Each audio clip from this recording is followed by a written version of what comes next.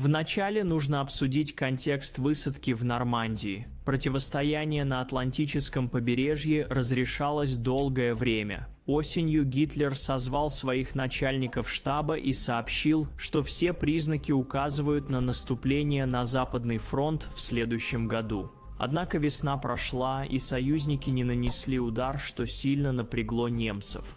Фельдмаршалы фон Рунштедт и Роммель не соглашались по вопросу размещения танков, в то время как фон Рунштедт приказывал держать их в глубине страны, Роммель считал это глупостью. Роммель знал, что удержать танковые дивизии без воздушного превосходства на сельской местности почти невозможно, а поскольку Люфтваффе было занято на Восточном фронте, это еще больше осложняло положение. Немецкие солдаты старались скрыть свою тревогу, шутили. Один анекдот заключался в том, что если видишь черный самолет, это британский, белый, американский, если не видишь ничего, это Люфтваффе. Астригионин, польские, грузинские и советские военнопленные, принужденные к службе у нацистов, не воспринимали шутки с юмором, у них отводились сотни миль от родных стран. За исключением раненых в бою германских солдат, они составляли значительную часть военного контингента, размещенного на Атлантическом побережье. Перед атакой некоторые из этих солдат были голодными несколько дней. Пауль Гетц, сам тогда 17-летний, вспоминает об этом. «Я не ел и не пил 3 дня, поэтому около 6 утра я пошел в деревню и попросил молока. Французы там знали меня, но на этот раз они сказали: уходи, союзники уже высадились с танками». Выглядело так, что на этапе французы перестали иметь желание быть столь дружелюбными к оккупантам. Чтобы обострить ситуацию для немцев, им не хватало не только продовольствия и припасов, но и инструкций к подготовке к Дню Д. Роммель, уверенный в том, что союзники не смогут перебраться через канал из-за плохой погоды в июне, ушел домой, чтобы отпраздновать день рождения жены и встретиться с Гитлером. Рунштедт не стал беспокоить Роммеля из-за своей ошибочной веры в то, что десантирование парашютистов 5 июня, за день до морского вторжения, было уловкой, чтобы отвлечь немцев от настоящей цели союзников – Кале. К тому времени, как Роммель прибыл вечером 6 июня, было уже слишком поздно. Все 5 выбранных союзниками мест высадки были захвачены. Операция «Фортьют», стратегия дезинформации союзников, выполнила свою задачу. Теперь, когда мы понимаем предысторию этого важного события, давайте посмотрим на высадку в Нормандии с точки зрения немецких солдат. Место, которое мы будем оценивать в этом видео, имеет кодовое название Юта-Бич. Это одно из 5 мест высадки, которые союзники выбрали для своего вторжения. В месяцы, предшествовавшие высадке, солдаты, размещенные там, были заняты работой. Возводили артиллерийские позиции, устанавливали колья, треноги, колючую проволоку и мины. Потоки были запружены, а шлюзы Дуэва открыты, чтобы затопить землю за пляжем в качестве еще одного препятствия. Такие преграды не появились бы в Нормандии, если бы Эрвин Роммель не учел ошибки оси при высадке союзников в Салерно, Италия, в году войны. Сколько раз немецкий солдат лежал без сна ночью, задавая себе вопрос, будет ли этого достаточно. Это было в такую ночь, около полуночи, когда более 2000 бомбардировщиков союзников начали сеять хаос на побережье.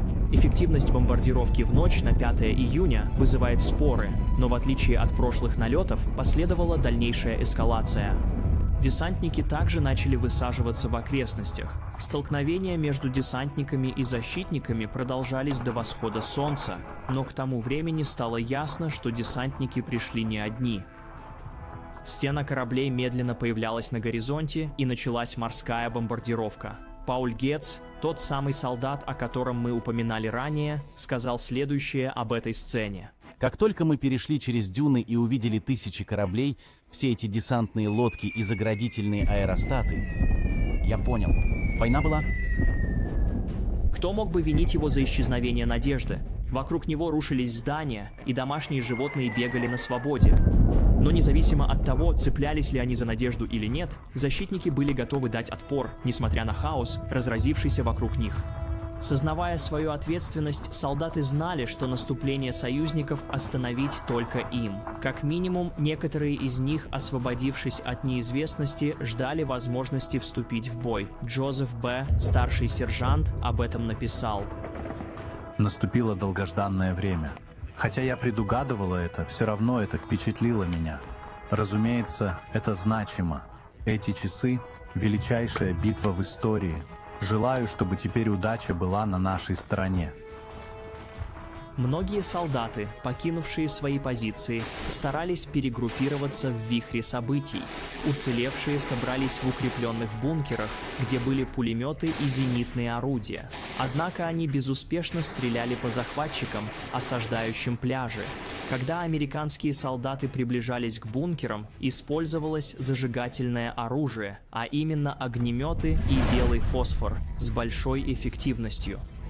Эксперты по вооружению из Global Security Org пишут: эти виды оружия особенно опасны, потому что белый фосфор продолжает гореть, пока не исчезнет. Если военнослужащие будут поражены кусками белого фосфора, он может сжечь их до самой кости.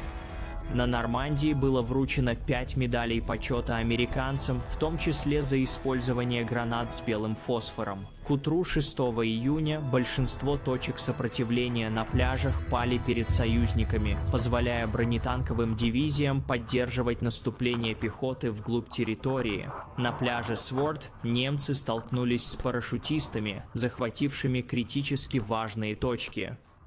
Гельмут Рёмер, немецкий солдат, пойман после 36 часов в укрытии, написал: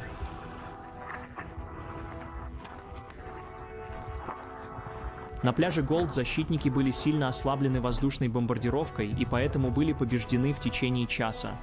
На пляже Джуно канадские войска не только выполнили свою задачу, но и продвинулись дальше вглубь территории, чем любая другая десантная группа.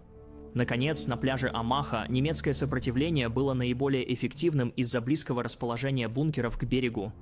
Но немецких защитников на Амахе подавила многочисленность войск.